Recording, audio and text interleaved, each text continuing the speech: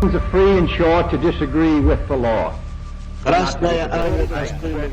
bandos enfrentados, dos sistemas políticos incompatibles, líderes influyentes con inmenso poder. El mundo a punto de desvanecerse. Todo esto pasó hace poco en estos lugares.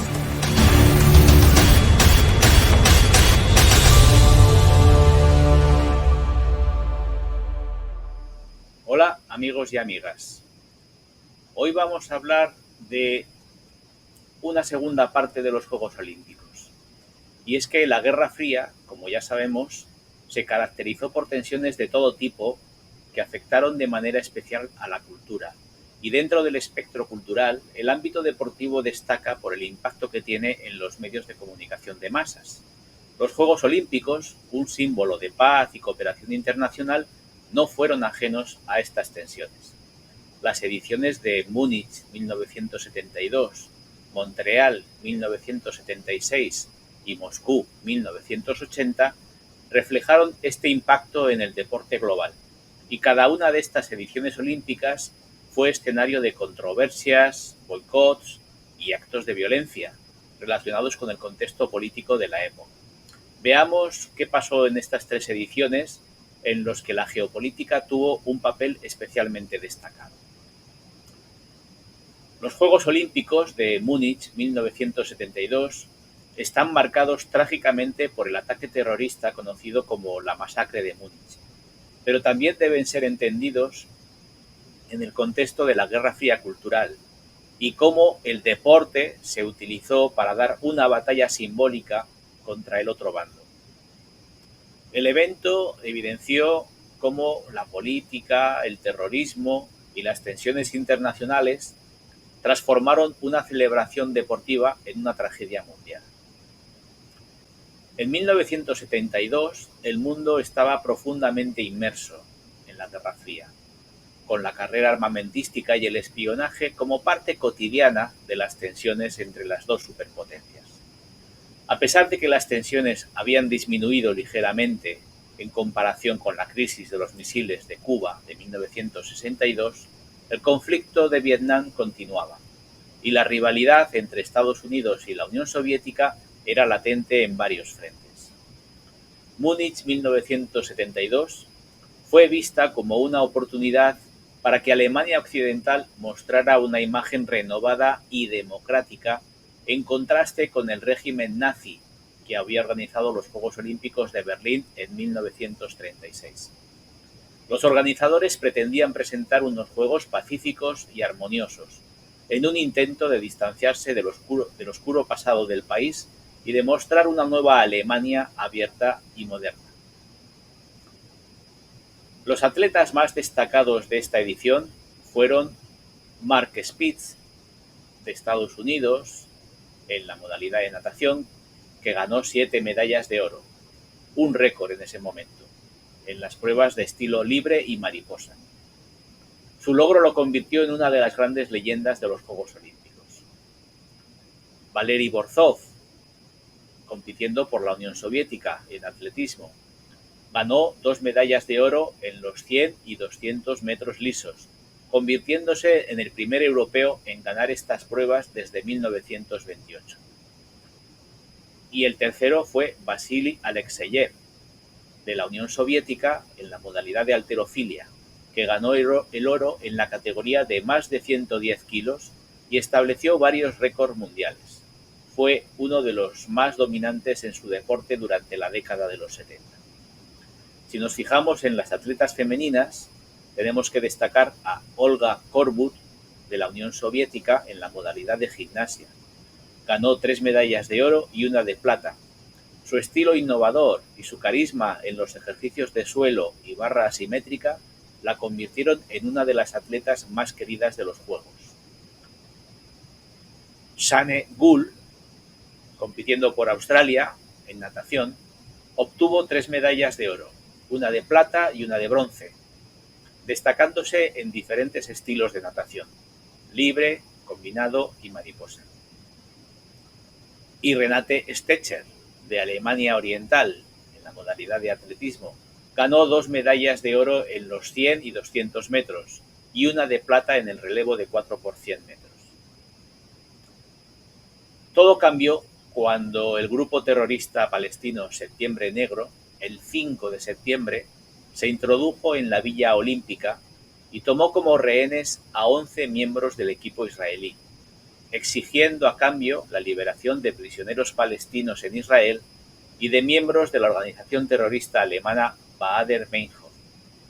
El intento de rescate por parte de las fuerzas de seguridad alemanas fue desastroso, y los 11 rehenes, junto con 5 terroristas y un policía alemán, murieron. Este ataque terrorista cambió drásticamente el tono de los Juegos y subrayó cómo los conflictos de Medio Oriente, exacerbados por las dinámicas de la Guerra Fría, habían llegado al escenario olímpico.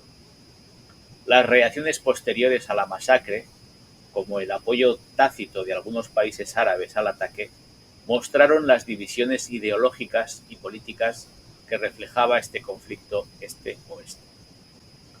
Antes de la masacre, los Juegos de Múnich ya habían sido un terreno de competencia geopolítica entre las superpotencias. Tanto Estados Unidos como la Unión Soviética vieron en estos Juegos una oportunidad para demostrar su superioridad en los respectivos sistemas. Esta rivalidad se había visto particularmente en deportes como la natación, el atletismo y el baloncesto. Uno de los episodios más controvertidos de estos Juegos fue la final de baloncesto entre Estados Unidos y la Unión Soviética, en la que los soviéticos ganaron con una jugada final sumamente polémica que otorgó a la URSS su primera medalla de oro en este deporte. Para Estados Unidos, la derrota fue vista como una gran afrenta, ya que hasta ese momento habían sido dominantes en el baloncesto olímpico. La controversia aumentó las tensiones entre ambos bloques y los jugadores estadounidenses se negaron a aceptar sus medallas de plata. En los Juegos Olímpicos de Montreal 1976 se convocó a participar con esta canción. Bienvenue à Montréal, bonjour à Montréal, vit au cœur joyeux la reine des Amériques. Bienvenue à Montréal, bonjour à Montréal, il choisit des dieux la ville des Olympiques. Toi, l'ami que je vais rencontrer, à qui je tends la main. Vois la flamme nous appelle, tel le signe dans le ciel. Viens, la flamme nous appelle, tel le signe dans le ciel. Bienvenue à Montréal, bonjour à Montréal, ville au cœur.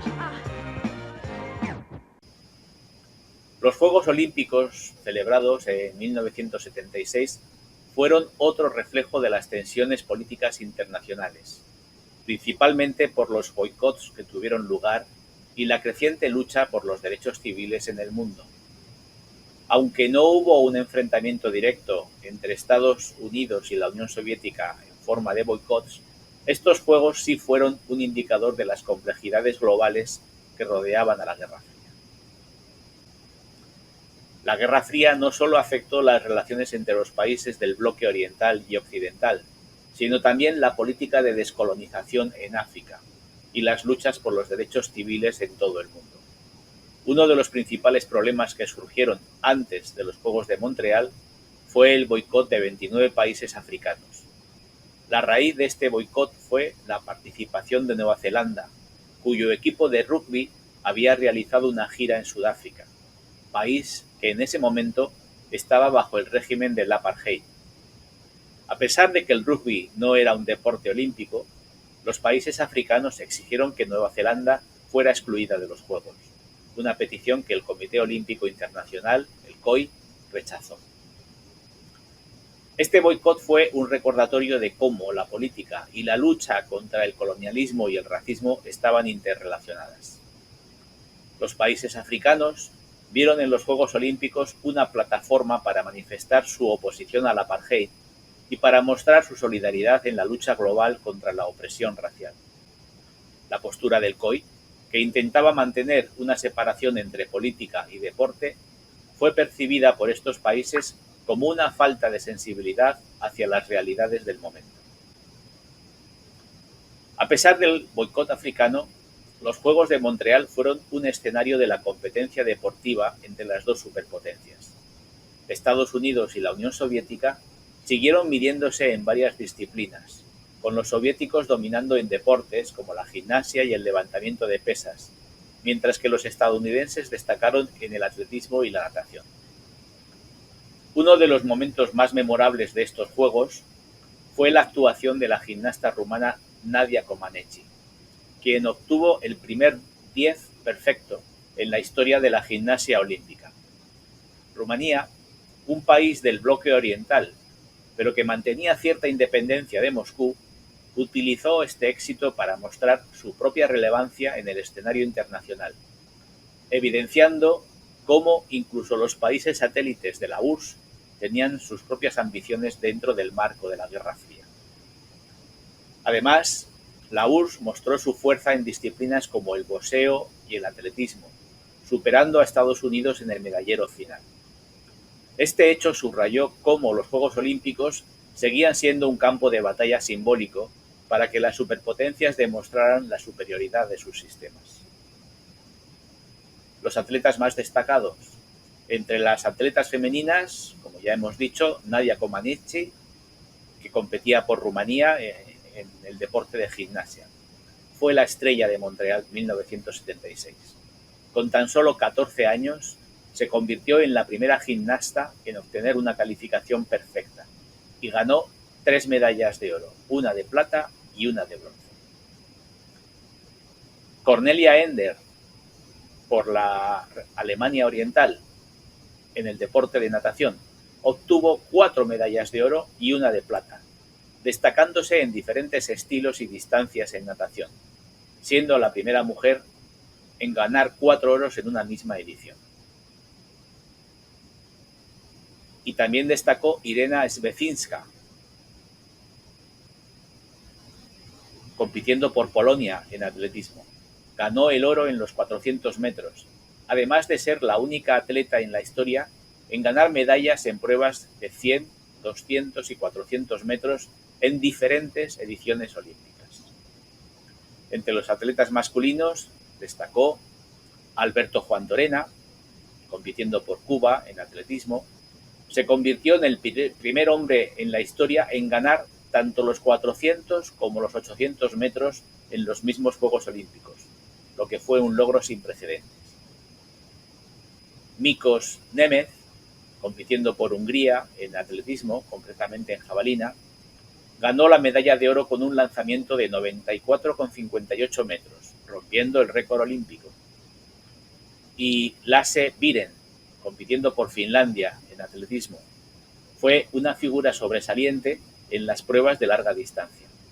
En Montreal 76 repitió su increíble hazaña de los Juegos Olímpicos de Múnich 72 al ganar 2 medallas de oro en las pruebas de 5.000 y 10.000 metros, lo que lo consolidó como uno de los mejores corredores de fondo de la historia. Su victoria en los 10.000 metros fue especialmente impresionante, ya que logró imponerse después de una caída durante la carrera, una proeza que ya había realizado. Juegos Olímpicos de Múnich en 1980. Fueron uno de los más politizados de la historia, ya que estuvieron marcados por el boicot liderado por Estados Unidos en protesta por la invasión soviética de Afganistán de 1979. La invasión soviética de Afganistán fue un punto álgido en las tensiones de la Guerra Fría. Estados Unidos, bajo la presidencia de Jimmy Carter, condenó enérgicamente la acción soviética, viendo en ella un intento de expansión del comunismo en Asia Central y un desafío directo a los intereses occidentales en la región. En respuesta a esta acción militar, Carter pidió un boicot a los Juegos Olímpicos de Moscú, en un intento de castigar a la Unión Soviética en el ámbito internacional. Aunque varios países aliados de Estados Unidos participaron en el boicot, como Alemania Occidental, Japón y Canadá, muchos otros países optaron por no seguir la postura estadounidense y enviaron a sus atletas a Moscú.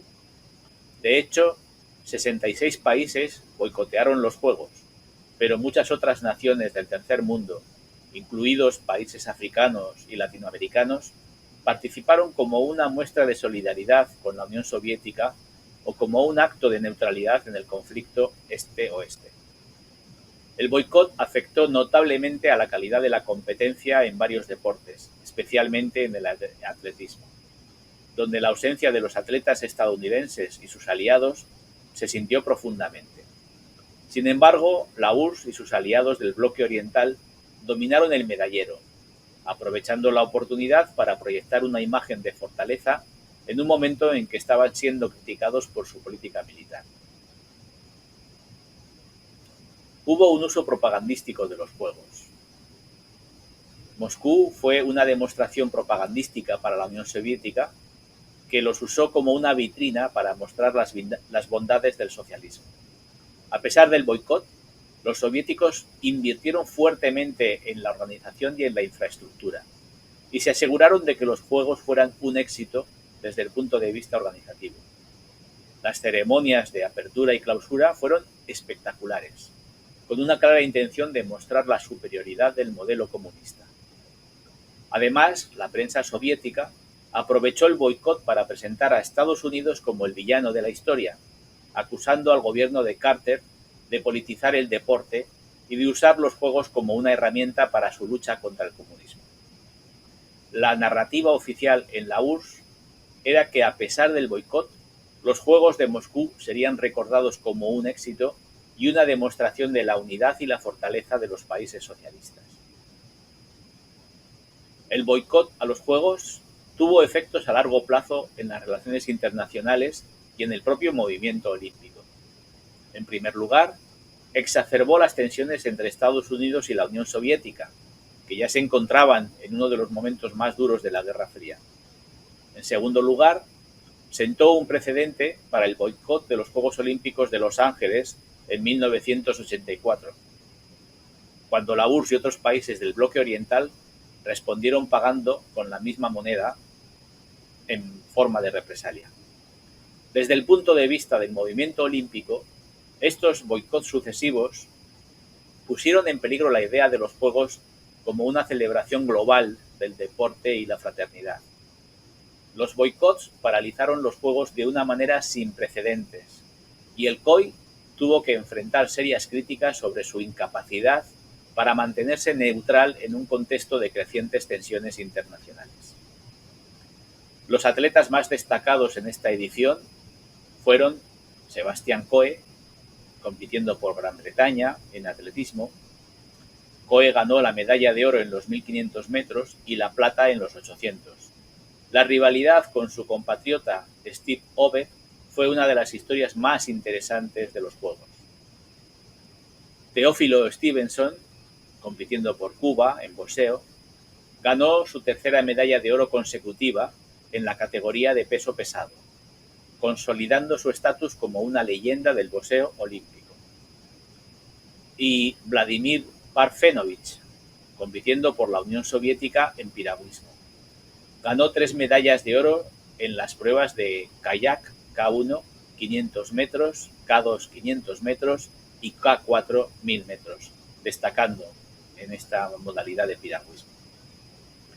De las atletas femeninas, mencionar a Nadezhda Dachenko, compitiendo por la Unión Soviética en atletismo, en la modalidad de pentatlón, ganó el oro en esta modalidad, estableciendo un récord mundial en esta exigente disciplina.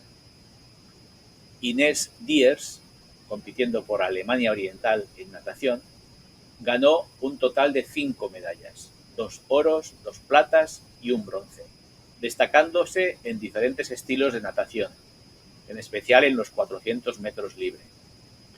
Y Marita Koch, compitiendo por Alemania Oriental en atletismo, Ganó la medalla de oro en los 400 metros y fue parte del equipo de 4x400 metros que ganó la plata. Koch fue una de las corredoras más dominantes en las pruebas de velocidad. En conclusión, a lo largo de estas ediciones, el deporte fue utilizado no solo como una expresión de excelencia atlética, sino también como una herramienta propagandística y un reflejo de las profundas divisiones ideológicas del mundo. Los boicots, las controversias y los eventos trágicos subrayaron la dificultad de mantener la pureza de los Juegos en un mundo tan politizado. Aunque los Juegos Olímpicos aspiraban a ser una plataforma de unidad y paz, en estas 3 ediciones quedó claro que las tensiones de la Guerra Fría los habían convertido en una extensión simbólica de la lucha global entre este y oeste. Desde el punto de vista del análisis deportivo, a pesar de la tragedia israelí, los Juegos de Múnich presentaron momentos memorables en la competición. En la memoria quedará una huella imborrable de Mark Speed, de Nadia Comaneci y de los otros atletas mencionados. En Montreal destacaron las atletas del este, haciendo famosas a las lanzadoras. Por ejemplo, su presencia musculosa las hacía sospechosas de ir dopadas. 2 ejemplos. La búlgara Ivanka Kristova, oro en peso, y la de la República Democrática Alemana, Evelyn Schlack, en disco. Montreal también se destacó por su infraestructura y su enfoque en la sostenibilidad, aunque el costo de los Juegos fue muy elevado, lo que llevó a un largo periodo de deuda para la ciudad. Y vamos a dedicar también, dentro de este análisis deportivo, al problema del doping. El doping en los Juegos Olímpicos ha sido un tema de creciente preocupación a lo largo de la historia del olimpismo. Y los Juegos de Múnich, Montreal y Moscú reflejan diferentes etapas en la evolución de las políticas antidopaje y la percepción del uso de sustancias prohibidas en el deporte. En Múnich, el doping no era tan sistemáticamente regulado como en la actualidad. Aunque se llevaron a cabo algunas pruebas antidopaje, su implementación era limitada y poco rigurosa. El uso de esteroides anabólicos y otras sustancias dopantes era conocido, pero no estaba completamente prohibido ni era ampliamente monitoreado. Los atletas eran en su mayoría responsables de sus propias decisiones sobre el uso de sustancias, y muchos lo hacían sin temor a repercusiones significativas. Uno de los incidentes más destacados de doping en esos Juegos fue el caso del levantador de pesas estadounidense, David "The Beast" Rieger, que, aunque no fue sancionado, fue objeto de controversia por las alegaciones de uso de esteroides. A pesar de que el doping estaba presente, la mayoría de los resultados de las competiciones no se vieron comprometidos por la detención de sustancias prohibidas. La atención a la seguridad y la ética en el deporte comenzaba a ganar terreno, pero el enfoque en el doping todavía no era una prioridad para los organizadores. Los Juegos de Montreal 76 marcaron un cambio significativo en la actitud hacia el doping. Este fue el primer evento olímpico en el que se implementaron pruebas sistemáticas para detectar el uso de sustancias prohibidas. La Comisión Médica del Comité Olímpico Internacional, COI, estableció procedimientos para realizar controles antidopaje, lo que refleja una creciente preocupación por la salud de los atletas y por la integridad del deporte. Durante los Juegos de Montreal se realizaron 2.000 pruebas de doping y varios atletas fueron descalificados.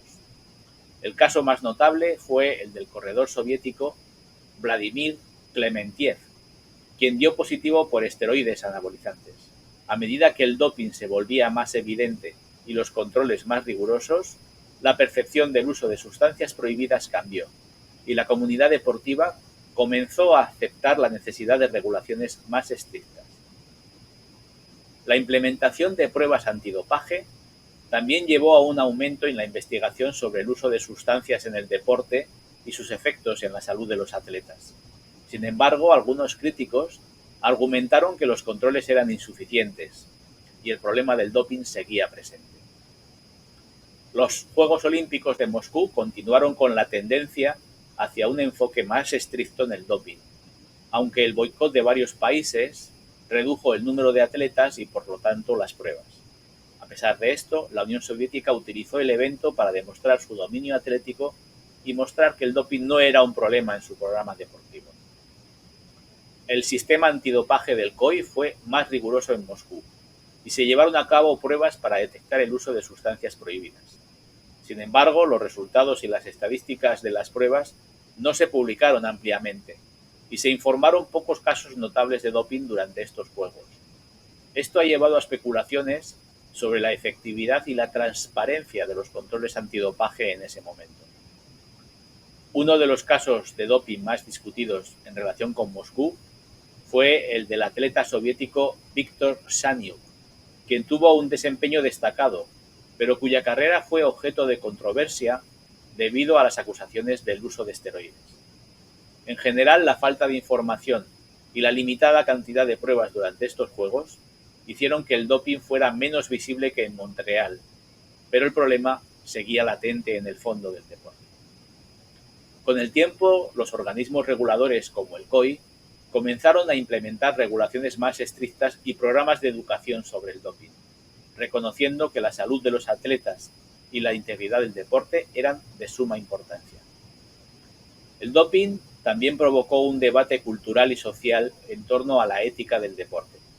A medida que los escándalos y las revelaciones sobre el uso de sustancias prohibidas se hicieron más comunes, los atletas y los organizadores comenzaron a cuestionar la necesidad de mantener la esencia del deporte olímpico. Y vayamos a ver los lugares donde se desarrollaron estos acontecimientos. El Estadio Olímpico de Múnich fue inaugurado en 1972 para alojar los Juegos Olímpicos de verano. Es una obra arquitectónica monumental diseñada por Günther Benich y Fray Otto, destacada por su techo de acrílico ondulado que representa apertura y transparencia, una fuerte declaración simbólica de la Alemania occidental post-nazi, situado en el corazón del Parque Olímpico. A día de hoy, el estadio sigue en pie como un emblema de esos tiempos y un centro turístico y deportivo en Múnich.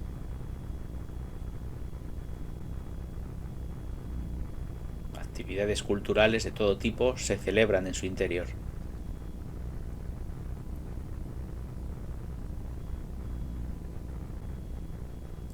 Veamos la Villa Olímpica.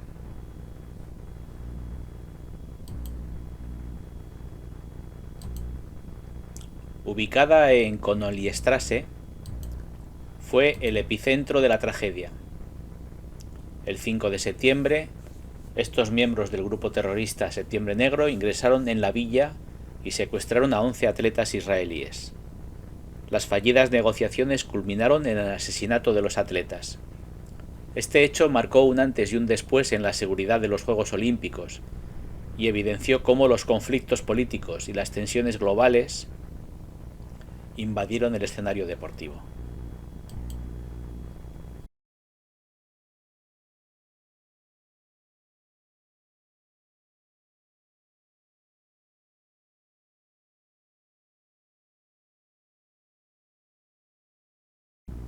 Las instalaciones han sido modernizadas convenientemente.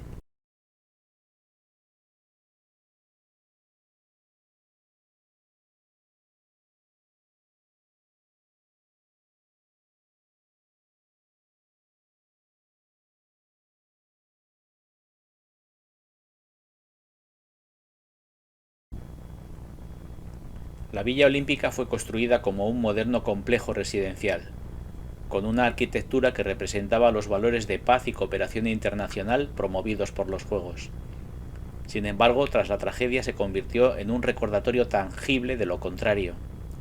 Hoy en día la Villa Olímpica sigue siendo un área residencial, pero incluye un monumento conmemorativo dedicado a los atletas israelíes que mantiene viva la memoria de este trágico evento y su impacto en la historia del deporte y las relaciones internacionales. Lo vamos a visitar a continuación.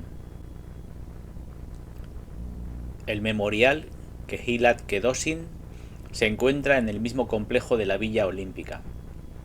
Este monumento fue erigido para honrar la memoria de los 11 atletas israelíes asesinados durante el ataque terrorista. Inaugurado en 1995, el monumento tiene una gran importancia simbólica y política, ya que no solo conmemora a las víctimas, sino que también sirve como recordatorio de la intersección entre el deporte y las tensiones geopolíticas globales. El memorial está compuesto por una serie de placas conmemorativas y símbolos que recuerdan a los atletas y entrenadores asesinados, así como a la trágica naturaleza del secuestro y el posterior intento fallido de rescate. Las inscripciones subrayan la importancia de no olvidar el impacto devastador de la violencia política. Este lugar se ha convertido en un sitio de peregrinación para visitantes y familiares de las víctimas, así como para aquellos interesados en la historia de los Juegos Olímpicos y la política mundial. El Kehillat Kedoshim resalta las tensiones globales de la época y es una fuerte declaración contra el uso de la violencia como herramienta política.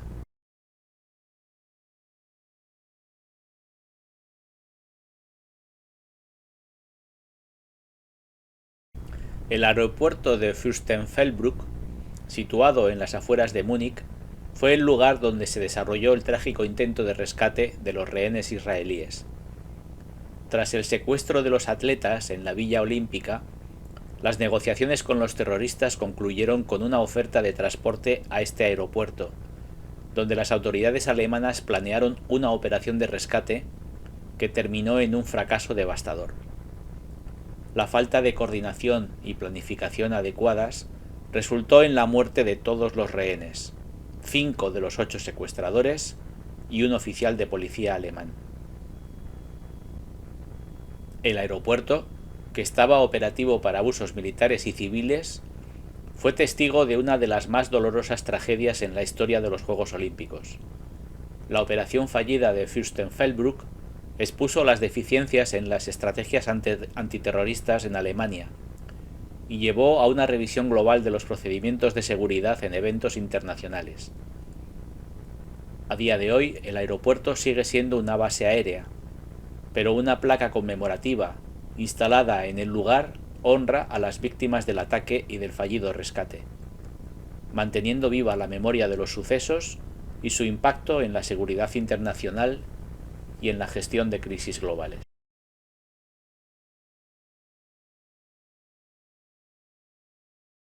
El Estadio Olímpico de Montreal, conocido como un icono arquitectónico y cultural, fue la sede principal de los Juegos de 1976. Diseñado por el arquitecto Roger Taillibert, este estadio presenta un diseño innovador con su distintivo techo de hormigón y acrílico que simbolizaba la modernidad y el optimismo de Canadá. Durante los Juegos, el estadio acogió eventos destacados, incluyendo las ceremonias de apertura y clausura, así como las competiciones de atletismo.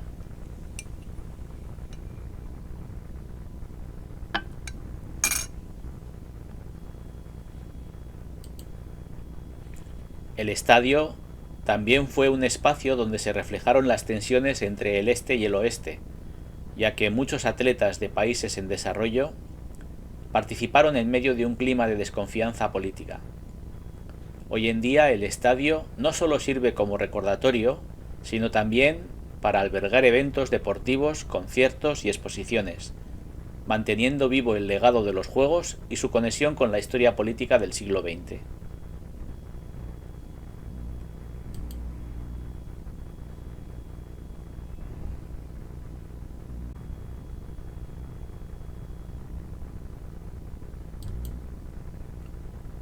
La Villa Olímpica de Montreal fue el hogar temporal de miles de atletas durante los Juegos Olímpicos.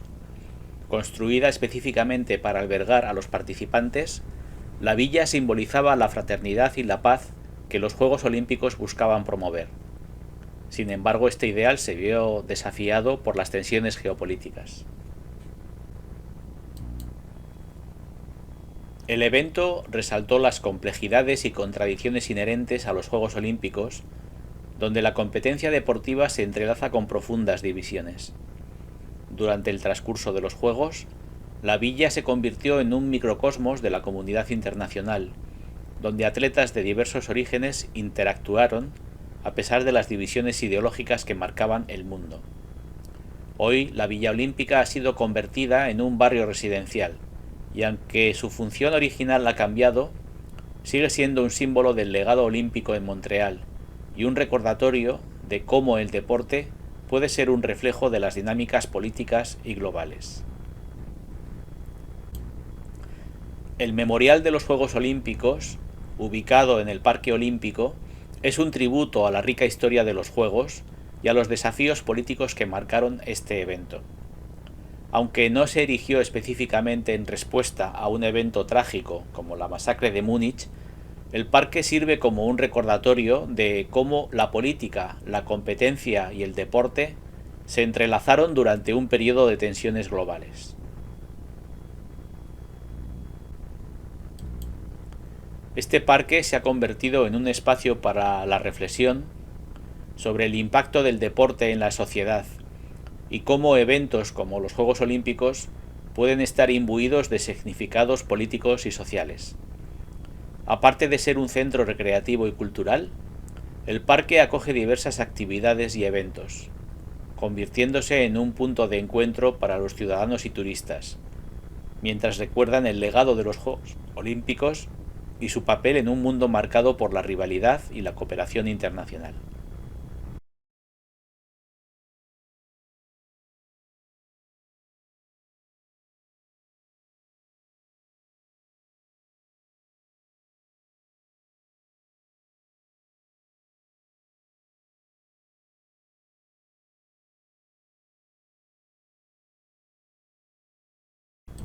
El estadio Luzhniki, con capacidad para 100.000 espectadores, fue la sede principal de los Juegos Olímpicos de Moscú 1980. Inaugurado en 1956, este emblemático recinto es un símbolo de la arquitectura soviética y de la grandeza del deporte en la Unión Soviética.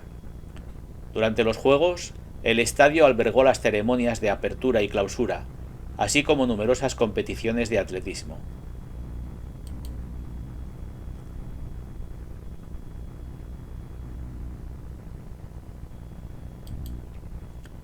El estadio se convirtió en un símbolo de la resiliencia soviética y de su deseo de mostrar su fuerza en el ámbito internacional.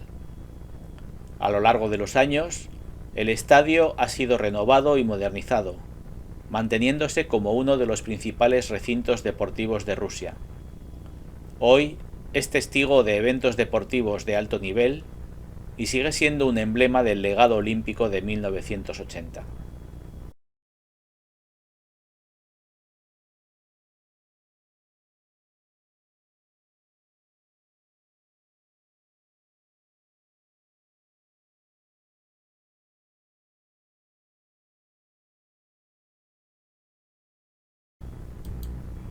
La Villa Olímpica fue diseñada como el hogar temporal de más de 5.000 atletas y deportistas durante los Juegos.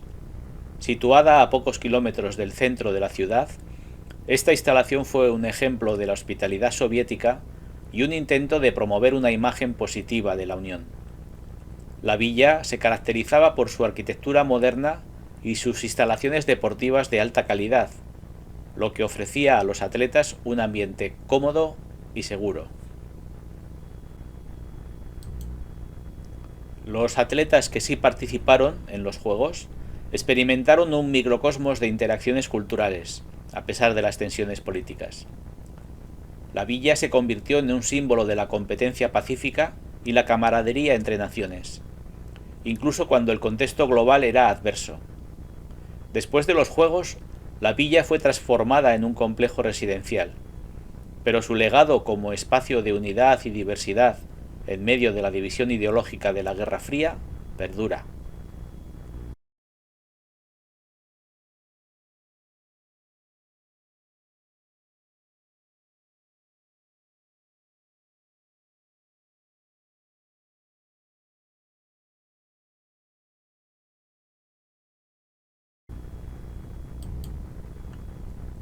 El Palacio de Deportes de Luzhniki, situado dentro del complejo deportivo del estadio, fue una de las sedes importantes de los Juegos, albergando competiciones de baloncesto y esgrima. Este recinto, con una capacidad para 6.000 espectadores, fue diseñado para promover el deporte y la cultura en la Unión Soviética y reflejó la ambición del país de ser un líder en el ámbito deportivo internacional. Durante los Juegos, el palacio se convirtió en un lugar clave para la exhibición de habilidades deportivas y un símbolo del compromiso de la Unión Soviética con el olimpismo. Tras los Juegos, el Palacio de Deportes ha continuado funcionando como un importante centro de eventos deportivos y culturales en Moscú, sirviendo como un recordatorio de los ideales olímpicos y de la capacidad del deporte para unir a las personas, incluso en tiempos de conflicto.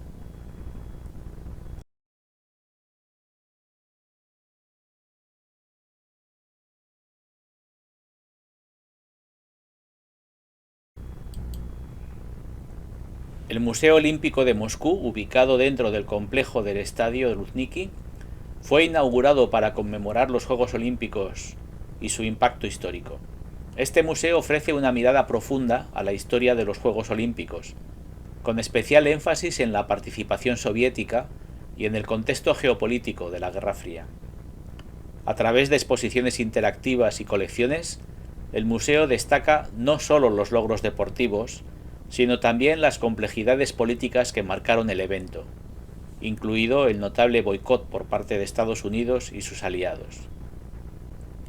El museo sirve como un espacio educativo que invita a los visitantes a reflexionar sobre el papel del deporte en la diplomacia y las relaciones internacionales, así como sobre la capacidad del olimpismo para trascender las divisiones.